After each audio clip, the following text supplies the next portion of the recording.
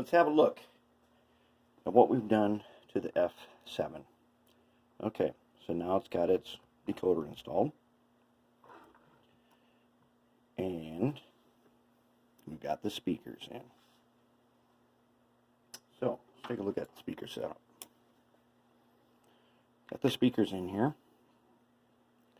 So they have their cabinets run around the middle.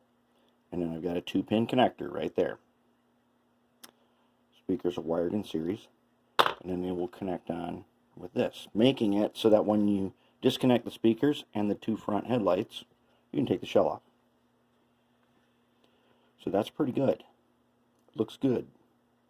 Looks very nice on the inside. And I did a little lightening up of some of the paint around there, and hopefully we get a little bit better reflection than I had before for the interior light. The interior light's kind of dim, but it's not bad. In the dark, it's great. In the dark, it looks like the lights are on.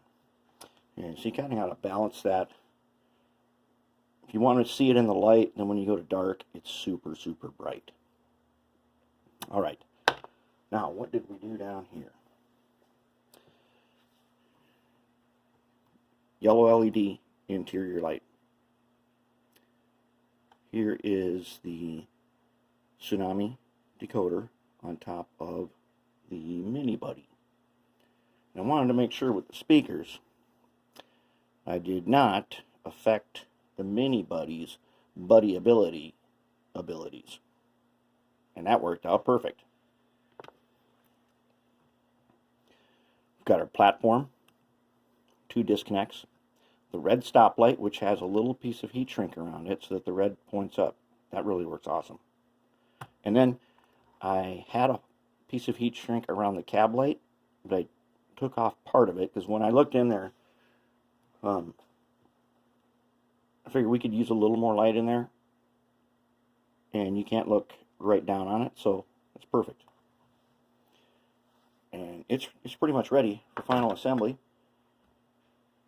And then we're going to take it over there, get out the HD cam, and we're going to listen to it. And it's pretty sweet. I will say that doing this with a platform inside made life so much easier. It kept the wires are nice and clean. It's very tidy under the hood, and we've got the super powerful 280 motor. We got the truck lights, and now I have put a little bit of black paint on the sides so that these truck lights, which remember are kind of a greenish yellow,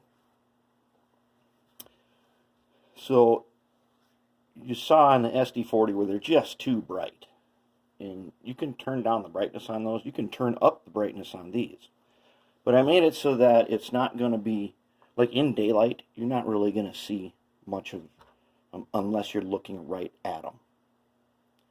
And at nighttime, they give a nice glow on the trucks.